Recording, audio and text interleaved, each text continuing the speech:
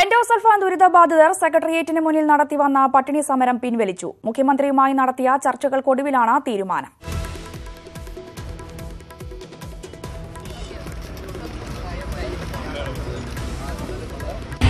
വളരെ സന്തോഷം. എന്താ പറയേണ്ടതെന്നറിയില്ല. ഞങ്ങളുടെ കൂടെ നിന്ന തിരുവനന്തപുരത്തിൻ്റെ എല്ലാ സംസ്ഥാനത്തിൻ്റെ വിവിധ ഭാഗങ്ങളിൽ നിന്ന് എത്തിയിട്ടുള്ള എല്ലാവരുടെയും നല്ല മനസ്സിന് ഞങ്ങളുടെ ഒരുപാട് നന്ദി. സമരം ഞങ്ങൾ ഇവിടെ അനുകൂലമായ തീരുമാനങ്ങൾ ഉണ്ടായതിൻ്റെ പശ്ചാത്തലത്തിൽ ഞങ്ങൾ സമരം അവസാനിപ്പിക്കുകയാണ്. എന്തിനു വേണ്ടിയാണോ സമരം നടത്തിയത്, പ്രത്യേകിച്ച് ഈ അതിരുകൾ ബാധകമാക്കരുത് എന്നായിരുന്നു ഞങ്ങളുടെ ഈ സമരത്തിലെ ഒന്നാമത്തെ ആവശ്യം. അത് പൂർണ്ണമായും സമ്മതിച്ചിരിക്കുന്നു. അതിനുവേണ്ട നടപടിക്രമങ്ങൾ വളരെ വേഗത്തിൽ തന്നെ ചെയ്യുമെന്ന് പറയുന്നുണ്ട്. അതുകൊണ്ട് തന്നെ മുഖ്യമന്ത്രിക്ക് ഞങ്ങളുടെ ഈ സമരപ്രവർത്തകരുടെ നന്ദി രേഖപ്പെടുത്തുന്നത് കാണാം. വളരെ സന്തോഷത്തോടു കൂടിയാണ് മുഖ്യമന്ത്രി ഈ കാര്യങ്ങൾ സമീപിച്ചതും പരിഹാരമുണ്ടാക്കാനുള്ള ശ്രമങ്ങൾക്ക് ഞങ്ങൾക്ക് രേഖാപരമായി തന്നെ ഉറപ്പ് തന്നിരിക്കുന്നു. 2017 മെഡിക്കൽ ക്യാമ്പിൽ പങ്കെടുത്ത 1905 പേരിൽ 18 വയസ്സിൽ താഴെയുള്ളവർക്ക് മെഡിക്കൽ പരിശോധനയുടെ അടിസ്ഥാനത്തിൽ എൻഡോസൾഫാൻ ആനുകൂല്യത്തിന്റെ പരിധിയിൽ ഉൾപ്പെടുത്തുമെന്നും MP ജയരാജൻ വ്യക്തമാക്കി. ജില്ലാ കലക്ടറെ ഈ തീരുമാനത്തിന്റെ അടിസ്ഥാനത്തിൽ ആവശ്യമായ നടപടിയെടുക്കാൻ വേണ്ടി ചുമതലപ്പെടുത്തുന്നതാണ്. ഇതാണ് ഇന്ന് കൈക്കൊണ്ട തീരുമാനം. അതിൻ്റെ അടിസ്ഥാനത്തിൽ സമരസമിതിയുടെ ആളുകൾ നിങ്ങളെ അഭിസംബോധന ചെയ്തുകൊണ്ട് കാര്യങ്ങൾ സംസാരിക്കും. അവർ സമരം അവസാനിപ്പിക്കാമെന്ന് പറഞ്ഞിട്ടുണ്ട്. വാർത്തയുടെ കൂടുതൽ വിശദാംശങ്ങളുമായി TG സജിത്ത് ചേർന്നു. സജിത്ത്, എന്തായാലും എൻഡോസൾഫാൻ സമരസമിതി സർക്കാരുമായി നടത്തിയ ചർച്ചയ്ക്കൊടുവിൽ ഒത്തുതീർപ്പായിരിക്കുന്നു. സമരസമിതി സമരം പിൻവലിച്ചിരിക്കുന്നു. കൂടുതൽ വിശദാംശങ്ങൾ എങ്ങനെയാണ്?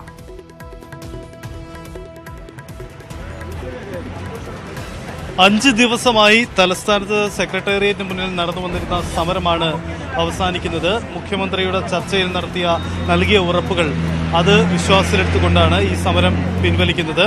പ്രധാനമായും സമരസമിതി ഉന്നയിച്ച പ്രധാന ആവശ്യങ്ങൾ ഒന്ന് ഇന്ന് അംഗീകരിക്കപ്പെട്ടു എന്നതാണ് ഇന്ന് ഇത്തരത്തിലുള്ള ഒരു അനുകൂല സാഹചര്യം ഉണ്ടാക്കിയത്. അതിലേറ്റവും പ്രത്യേകിച്ച് പരിധികളില്ലാതെ എൻഡോസൾഫാൻ ദുരിതബാധിതരെ കണ്ടെത്തുന്നതിനും അവർക്ക് ദുരന്ത സഹായങ്ങൾ നൽകുന്നതിനും ഉള്ള തീരുമാനത്തിലേക്ക് സർക്കാർ എത്തുന്നു. ഇക്കാര്യത്തിൽ മുഖ്യമന്ത്രി ഇവർക്ക് ഉറപ്പ് നൽകിയിട്ടുണ്ട്. നേരത്തെ പഞ്ചായത്തുകളുടെയൊക്കെ അതിരുകൾ നിർണ്ണയിച്ചുകൊണ്ട് അതിനുള്ളിലുള്ളവർക്കായിരുന്നു അനുകൂലമായി ഇവരെ ലിസ്റ്റിൽ ഉൾപ്പെടുത്തിയിരുന്നത്. പക്ഷേ ഇനി അത്തരം അതിരുകൾ ബാധകമാവില്ല, പരിധികൾ ഉണ്ടാവില്ല എന്ന ഉറപ്പ് മുഖ്യമന്ത്രി നൽകുന്നു. ഈ ഉറപ്പ് വിശ്വാസത്തിലെടുത്തുകൊണ്ടാണ് പ്രധാനമായും ഇവർ സമരരംഗത്തു നിന്നും പിന്മാറുന്നത്.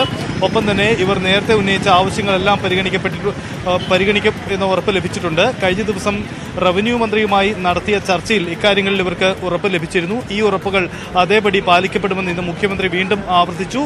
2017 മെഡിക്കൽ ക്യാമ്പിൽ ഉൾപ്പെട്ടിരുന്ന എല്ലാവരെയും ഈ ലിസ്റ്റിൽ ഉൾപ്പെടുത്തുന്നതിനും ഇവർക്ക് തുടർ മെഡിക്കൽ ക്യാമ്പുകൾ സംഘടിപ്പിക്കുന്നതും ഇക്കാര്യങ്ങളിലൊക്കെ ആരോഗ്യവകുപ്പിന്റെ മറ്റ് എൻഡോസൾഫാൻ പ്രത്യേക സെല്ലിന്റെ അടക്കമുള്ള പ്രത്യേക സംവിധാനങ്ങൾ ഉണ്ടാകുമെന്ന ഉറപ്പ് ഇന്ന് മുഖ്യമന്ത്രി നൽകി.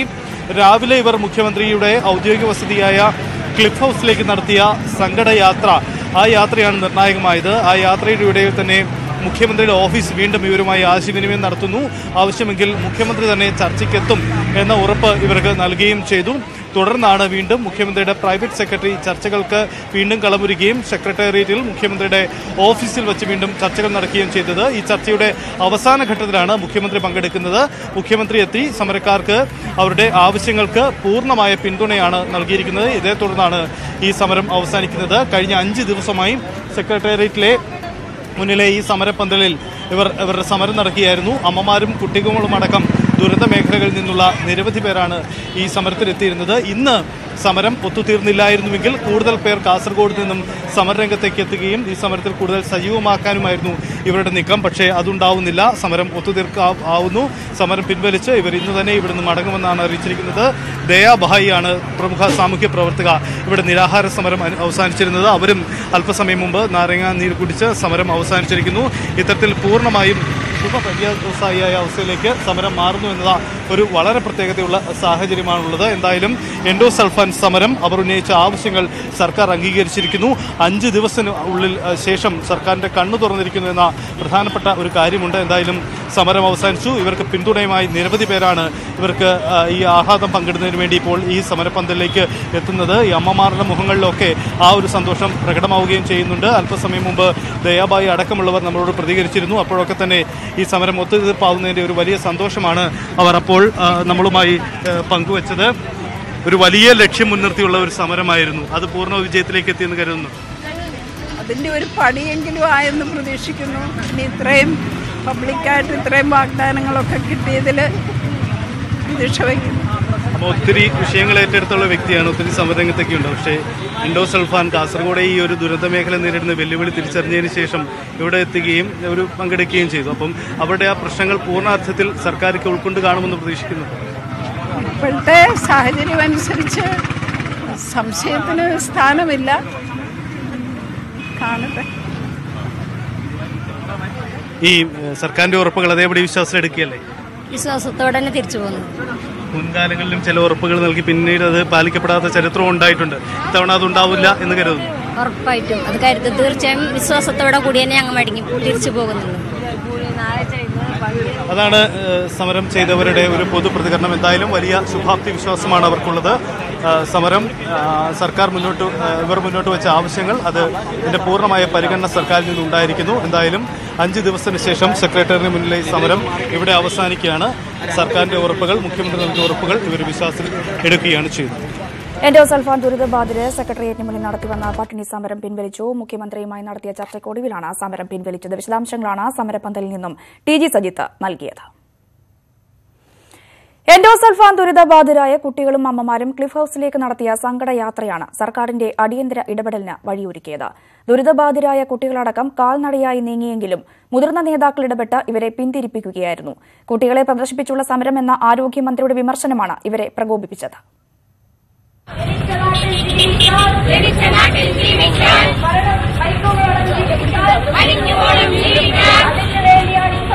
സെക്രട്ടേറിയറ്റിന് മുന്നിലെ സമരപന്തലിൽ നിന്നാണ് സങ്കടയാത്ര ആരംഭിച്ചത്.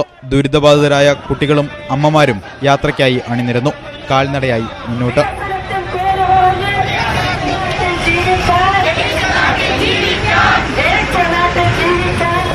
അല്പദൂരം പിന്നിട്ടപ്പോൾ കുട്ടികളെ വാഹനത്തിൽ കൊണ്ടുപോകണമെന്ന് മുതിർന്ന നേതാക്കൾ അഭ്യർത്ഥിച്ചു. ആദ്യം വിസമ്മതിച്ചെങ്കിലും BM സുധീറിനടക്കമുള്ളവരുടെ നിർബന്ധത്തിന് അമ്മമാർ വഴങ്ങി. തുടർന്ന് ദുരിതബാധിതരായ കുട്ടികളുടെ അമ്മമാർ കാൽനടയായി യാത്ര തുടർന്നു.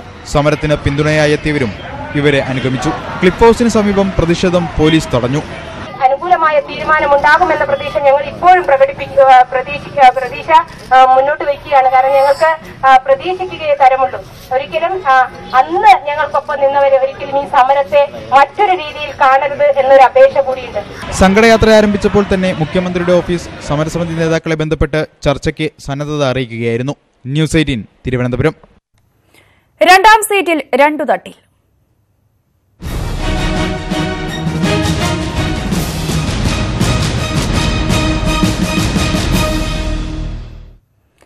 രണ്ടാം സീറ്റിനായി അതിശക്ത നീക്കങ്ങളുമായി PJ ജോസഫ് മുന്നോട്ടു പോകുന്നതിനിടെ അയഞ്ഞ നിലപാടുമായി KM മാണി. രണ്ടാം സീറ്റിന്റെ പേരിൽ മുന്നണിയെ സമ്മർദ്ദത്തിലാക്കാനില്ല എന്ന് മാണി വ്യക്തമാക്കി. മാണിയുടെ ഈ നിലപാട് കേരള കോൺഗ്രസ് എമ്മിലെ തർക്കങ്ങൾ രൂക്ഷമാക്കും. തീർച്ചയായിട്ടും അതുകൊണ്ടാണല്ലോ ചർച്ച വെച്ചിരിക്കുന്നത്. 12-ാം തീയതി ചർച്ചയുണ്ട്. 71-ലാണ് കോൺഗ്രസുമായിട്ടുള്ള ആദ്യ സഖ്യ പാർലമെന്റിൽ 3 സീറ്റ് അന്ന് ലഭിച്ചു. 3 പേരും ജയിക്കുകയും ചെയ്തു. R ബാലകൃഷ്ണമുള്ള, വർക്കി ജോർജ്, M ജോസഫ്. പിന്നെ 77-ൽ ഉണ്ടാക്കിയ സഖ്യത്തിലും 2 സീറ്റുണ്ടായിരുന്നു. 2 സീറ്റും ജയിച്ചു. കേരള കോൺഗ്രസിന് 2ാം സീറ്റെന്ന ആവശ്യത്തിൽ PJ ജോസഫ് വിട്ടുവീഴ്ചയ്ക്കില്ല. പക്ഷേ 2 സീറ്റെന്ന ആവശ്യം പേരിന് മാത്രം ഉന്നയിക്കുന്ന മാണി യഥാർത്ഥത്തിൽ നിലപാട് മയപ്പെടുത്തുകയാണ്. മുന്നണിയെ സമ്മർദ്ദത്തിലാക്കാനില്ലെന്ന് മാണി. കേരള കോൺഗ്രസ് 1 സീറ്റും കൂടി ചോദിച്ചിട്ടുണ്ട്. അതിനുവേണ്ടി ഞങ്ങൾ നിലകൊള്ളുന്നു. സാധിച്ചു കിട്ടും എന്നുള്ളതാണ് ഞങ്ങളായിട്ട് തന്നെ ആരാ പ്രതിസന്ധിയിലാക്കുന്നത്. 2ാം സീറ്റ് ലഭിച്ചാൽ അത് ജോസഫ് വിഭാഗത്തിന് നൽകേണ്ടി വരുമെന്ന് മാണിക്കറിയാം. അങ്ങനെയെങ്കിൽ അത് പാർട്ടിക്കുള്ളിലെ ബലാബലത്തിൽ മാറ്റമുണ്ടാക്കും. മാണിയും ഒപ്പമുള്ളവരും അത് ആഗ്രഹിക്കുന്നില്ല. പക്ഷേ പിന്നോട്ടുപോക്ക് അത്ര എളുപ്പവുമല്ല.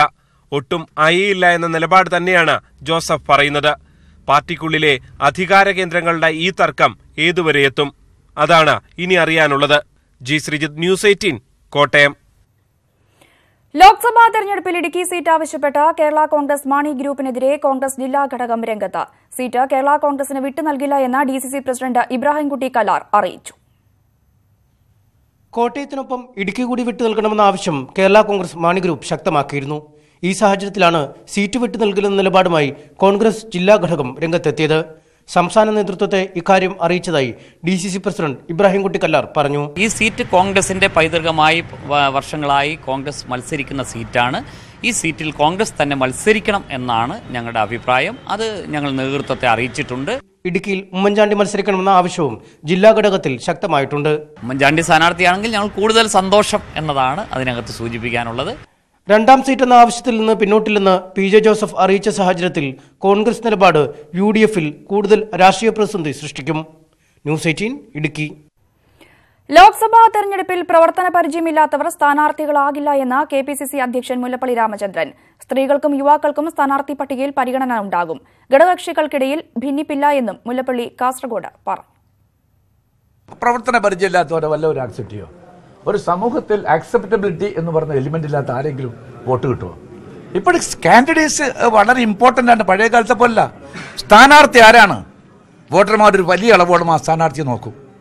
മറ്റു കാര്യങ്ങളൊക്കെ തന്നെ ദേശീയ രാഷ്ട്രീയത്തിലെ ചലനങ്ങൾ, ആ ചിത്രങ്ങളൊക്കെ തന്നെ ജനങ്ങൾ മനസ്സിലാക്കുന്നതോടൊപ്പം തന്നെ ആരാണ് സ്ഥാനാർത്ഥി അതൊരു മുഖ്യ വിഷയമായിരിക്കും വരാൻ പോകുന്ന തെരഞ്ഞെടുപ്പിൽ, സംശയം വേണ്ട.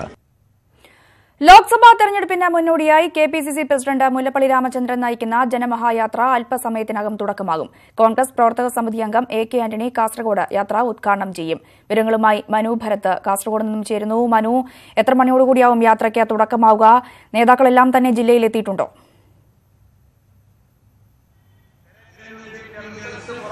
രഞ്ജിനി, അല്പസമയത്തിനകം കാസർഗോഡ് ചെന്ന് ഈ യാത്രയ്ക്ക് തുടക്കമാകും. ഞാനിപ്പോൾ നിൽക്കുന്നത് ഈ യാത്രയുടെ ഉദ്ഘാടന വേദിക്ക് സമീപമാണ്. ഇവിടെ വെച്ചാണ് ഈ കാസർഗോഡ് വെച്ചാണ് ഈ യാത്രയ്ക്ക് തുടക്കമാകുന്നത്. AK ആന്റണി, കോൺഗ്രസ് AICC പ്രവർത്തക സമിതി അംഗം AK ആന്റണി പതാക കൈമാറിക്കൊണ്ടാണ് യാത്ര തുടക്കമാകുന്നത്. കോൺഗ്രസിന്റെ സമുന്നതരായ നേതാക്കൾ ഉമ്മൻചാണ്ടി, അതുപോലെ പ്രതിപക്ഷ നേതാവ് രമേശ് ചെന്നിത്തല, KPCCയുടെ വർക്കിംഗ് പ്രസിഡന്റുമാരായ കൊടിക്കുന്നിൽ സുരേഷ്, K സുധാകരൻ, അതുപോലെ കോൺഗ്രസിന്റെ സമുന്നതരായ നേതാക്കൾ, മുൻ KPCC പ്രസിഡന്റായിരുന്ന MM ഹസൻ തുടങ്ങി കോൺഗ്രസിന്റെ സമുന്നതരായ നേതാക്കളെല്ലാം തന്നെ ഇന്ന് ഈ വേദിയിൽ എത്തിച്ചേരും. കോൺഗ്രസിനെ സംബന്ധിച്ചിടത്തോളം ഈ തെരഞ്ഞെടുപ്പ് നിർണായകമാണ് എന്നാണ് നേതൃത്വത്തിൻ്റെ ഒരു വിലയിരുത്തൽ. അത് നേതാക്കൾ മാധ്യമങ്ങളുമായി പങ്കുവെക്കുകയും ചെയ്യുന്നു. വലിയ വിഷയങ്ങൾ ഈ 28-ാം തീയതി തിരുവനന്തപുരത്ത് ഈ യാത്ര സമാപിക്കും. ആ യാത്രയിൽ ഉടനീളം കേരളത്തെ സംബന്ധിച്ചിടത്തോളം ചില നിർണായക വിഷയങ്ങളായിരിക്കും ചർച്ചയ്ക്ക് ഉയർത്തുക എന്ന് നേതൃത്വം അവകാശപ്പെടുന്നു. പ്രത്യേകിച്ച് പ്രളയാനന്തര കേരളത്തിൻ്റെ പുനർനിർമ്മാണത്തെ സംബന്ധിച്ചുള്ള കാര്യം, ശബരിമല വിഷയത്തിൽ സർക്കാരിന് പറ്റിയ പാളിച്ചകൾ, അതുപോലെ ഉള്ള നിരവധി വിഷയങ്ങൾ ഇതിൽ ഉയർന്നു വരും. ഒപ്പം തന്നെ വരാനിരിക്കുന്ന പാർലമെന്റ് തെരഞ്ഞെടുപ്പിൽ സംഘടനയെ ശക്തിപ്പെടുത്തുക, അതുപോലെ തന്നെ പ്രവർത്തകരെ തെരഞ്ഞെടുപ്പിൻ്റെ ആ ഒരു ചൂടിലേക്ക് എത്തിക്കാനും ഈ യാത്ര കൊണ്ട് കഴിയുമെന്നാണ് നേതൃത്വത്തിൻ്റെ ഒരു വിലയിരുത്തൽ. അത്തരത്തിൽ ഇനി വരാനിരിക്കുന്ന ഏതാണ്ട് ഈ 10-25ഓളം ദിവസം വലിയ രാഷ്ട്രീയ ചർച്ചകൾക്ക് ഈ യാത്രയിൽ ഉടനീളം അതിനുള്ള രാഷ്ട്രീയ ചർച്ചകൾക്ക് യാത്രയിലുടനീളം അതിനുള്ള പ്രസ്താവനകൾ ഉണ്ടാകും എന്നൊരു പ്രതീക്ഷയാണ് കോൺഗ്രസ് നേതൃത്വം പങ്കുവയ്ക്കുന്നത്. രഞ്ജിനി. ശരി മാനു. പ്രധാനമന്ത്രിക്കെതിരായ ആരോപണങ്ങൾ ആവർത്തിച്ച് രാഹുൽ ഗാന്ധി. രാജ്യത്തിന്റെ കാവൽക്കാരൻ കള്ളനാണെന്ന് ജനങ്ങൾക്കറിയാം. സർക്കാർ ഭരിച്ചത് കോർപ്പറേറ്റുകൾക്ക് വേണ്ടി മാത്രമാണ്. കേന്ദ്ര സർക്കാർ കർഷകരെ അപമാനിക്കുന്നുവെന്നും രാഹുൽ ഗാന്ധി പറഞ്ഞു.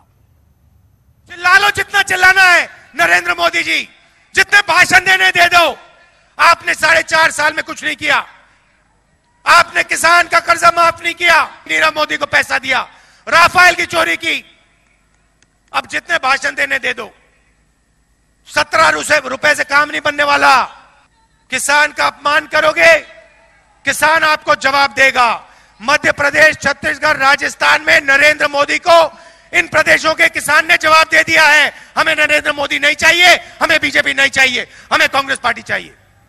വിവരങ്ങളുമായി KP അഭിലാഷ് ചേരുന്നു. അഭിലാഷ്, എന്തായാലും കേന്ദ്ര സർക്കാരിനെതിരെയും പ്രധാനമന്ത്രിക്കെതിരെയും ശക്തമായ ആരോപണങ്ങളുമായി കോൺഗ്രസ് അധ്യക്ഷൻ രാഹുൽ ഗാന്ധി വീണ്ടും രംഗത്തെത്തിയിരിക്കുന്നു. എന്തൊക്കെ കാര്യങ്ങളാണ് അദ്ദേഹം വ്യക്തമാക്കിയത്?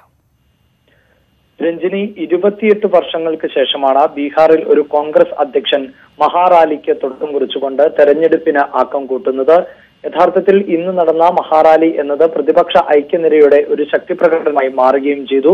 ബീഹാറിൽ പ്രതിപക്ഷ പാർട്ടികളെല്ലാം ഒരുമിച്ചാണ് BJPയെ നേരിടുന്നത് എന്ന പ്രത്യേകതയുമുണ്ട്. ഈ ലോക്സഭാ തെരഞ്ഞെടുപ്പിന്റെ പ്രചാരണായുധമാക്കി കോൺഗ്രസ് ഉയർത്തി കാണിക്കുന്ന എല്ലാ വിഷയങ്ങളും ഇന്ന് രാഹുൽ ഗാന്ധി പ്രസംഗത്തിൽ വ്യക്തമാക്കി എന്നുള്ളതാണ്. വൻകിട കോർപ്പറേറ്റുകൾക്ക് വേണ്ടി മാത്രമായിരുന്നു സർക്കാർ ഭരിച്ചത് എന്ന ആക്ഷേപമാണ് രാഹുൽ ഗാന്ധി ഉന്നയിച്ചത്. റഫാൽ ഉൾപ്പെടെയുള്ള അഴിമതി ആരോപണങ്ങളും ഉന്നയിച്ചിരുന്നു. വിമർശനങ്ങൾക്ക് മറുപടി എന്ന തരത്തിൽ കഴിഞ്ഞ ദിവസം അവതരിപ്പിച്ച ബജറ്റിൽ ആയിരുന്നു കർഷക ക്ഷേമ പദ്ധതികൾ സർക്കാർ പ്രഖ്യാപിച്ചത്. ഇത് സർക്കാർ കർഷകരെ അപമാനിക്കുന്നതിന് തുല്യമാണ്. അതുകൊണ്ട് തന്നെയാണ് മധ്യപ്രദേശിലും ഛത്തീസ്ഗഡിലും അടക്കമുള്ള തെരഞ്ഞെടുപ്പുകളിൽ, രാജസ്ഥാനിൽ അടക്കമുള്ള തെരഞ്ഞെടുപ്പുകളിൽ കർഷകർ BJPക്ക് കൃത്യമായ മറുപടി നൽകിയത്. അടുത്ത ലോക്സഭാ തെരഞ്ഞെടുപ്പിലും കർഷകർ നരേന്ദ്രമോദി സർക്കാരിന് മറുപടി നൽകും എന്നായിരുന്നു അദ്ദേഹം വ്യക്തമാക്കിയത്. RJD, ഹിന്ദുസ്ഥാനി അവാം മോർച്ച, ലോക് താന്ത്രിക് ജനതാദൾ, രാഷ്ട്രീയ ലോക് സമതാ പാർട്ടികൾ ഇന്ന് റാലിയിൽ പങ്കെടുത്തു. അതേസമയം രാഹുൽ ഗാന്ധിയെ ശ്രീരാമനായും നരേന്ദ്രമോദിയെ രാവണനായും ചിത്രീകരിച്ചുകൊണ്ടുള്ള പോസ്റ്ററുകൾ ഇന്നും പാട്നയിൽ പതിച്ചു എന്നുള്ളത് വീണ്ടും വിവാദമായിരിക്കുകയാണ്. കഴിഞ്ഞ ദിവസം ഇത്തരത്തിൽ പോസ്റ്ററുകൾ ശ്രീരാമനായി രാഹുൽ ഗാന്ധി ചിത്രീകരിച്ചുകൊണ്ടുള്ള പോസ്റ്ററുകൾ പതിച്ചിരുന്നു. ഇത് ഹിന്ദു വികാരത്തെ വ്രണപ്പെടുത്തിയെന്ന് ആരോപിച്ചുകൊണ്ട് ഭാരതീയ ജൻക്രാന്തി ദൾ പരാതി നൽകുകയും ചെയ്തിരുന്നു. ഇതിന് തൊട്ടു പിന്നാലെയാണ് ശ്രീരാമനായി രാഹുൽ ഗാന്ധിയെ ചിത്രീകരിക്കുകയും രാവണനായി നരേന്ദ്രമോദിയെ ചിത്രീകരിക്കുകയും ചെയ്ത പോസ്റ്ററുകളും വന്നിട്ടുള്ളത്. ഇത് വിവാദമാവുകയും ചെയ്തിട്ടുണ്ട്. രഞ്ജിനി. മഹാരാജാസ് കോളേജ് വിദ്യാർത്ഥി അഭിമന്യുവിനെ കൊലപ്പെടുത്തിയ കേസിന്റെ വിചാരണ നടപടികൾ ആരംഭിക്കുന്നു. എറണാകുളം പ്രിൻസിപ്പൽ സെഷൻസ് കോടതി വിചാരണ നടപടിയുടെ ഭാഗമായി നാളെ കേസ് പരിഗണിക്കും. 27 പ്രതികളുള്ള കേസിൽ 16 പേരുടെ വിചാരണയാണ് ആരംഭിക്കുന്നത്. പോലീസ് സമർപ്പിച്ച ഒന്നാം ഘട്ട കുറ്റപത്രത്തിൽ ഉൾപ്പെട്ട ക്യാമ്പസ് ഫ്രണ്ട് പ്രവർത്തകരായ 16 പ്രതികളാണ് ആദ്യ വിചാരണ നേരിടുന്നത്. ഇതിൽ കുറ്റപത്രം നൽകിയ 9 പ്രതികളെ പോലീസിന് പിടികൂടാൻ കഴിഞ്ഞുള്ളൂ. ഇവരിൽ തന്നെ 5 പേരിപ്പോൾ ജാമ്യത്തിലുമാണ്. 27 പ്രതികളുള്ളതിൽ 19 പേരെ പോലീസ് അറസ്റ്റ് ചെയ്തിരുന്നെങ്കിലും സംഭവത്തിൽ നേരിട്ട് ബന്ധമുള്ള 1 മുതൽ 16 വരെയുള്ള പ്രതികൾക്കാണ് കുറ്റപത്രം നൽകിയത്. 17 മുതൽ 27 വരെയുള്ള പ്രതികൾക്ക് കോടതി നേരത്തെ ജാമ്യം അനുവദിച്ചിരുന്നു. വിചാരണ നടപടിയുടെ ഭാഗമായി മജിസ്ട്രേറ്റ് കോടതി കേസ് വിചാരണ കോടതിക്ക് കൈമാറി. തുടർന്ന് വിചാരണ കോടതി പ്രതികൾക്ക് നോട്ടീസ് അയച്ചു.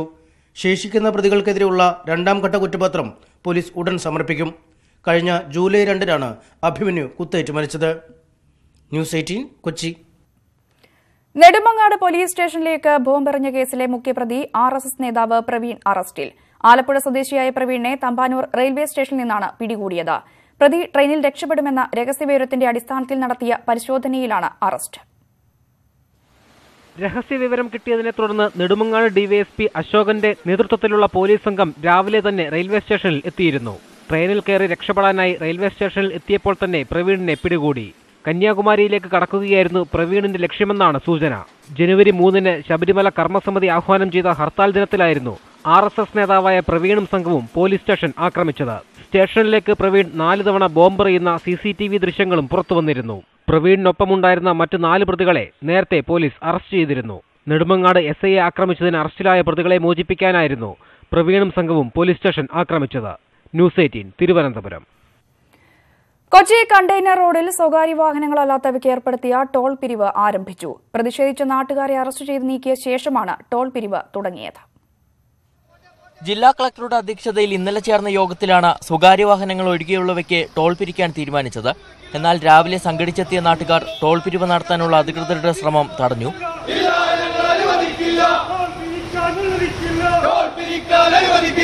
പ്രതിഷേധം കനത്തതോടെ സെൻട്രൽ സിഇയുടെ നേതൃത്വത്തിൽ സ്ഥലത്തെത്തിയ പോലീസ് സംഘം പ്രതിഷേധക്കാരെ അറസ്റ്റ് ചെയ്ത് നീക്കി. പോലീസ് നടപടി നേരിയ സംഘർഷത്തിനും ഇടയാക്കി.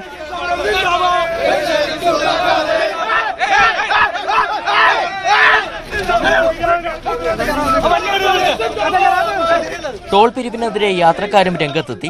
ഇതൊക്കെ തോന്നിയ ദിവസമാണ്.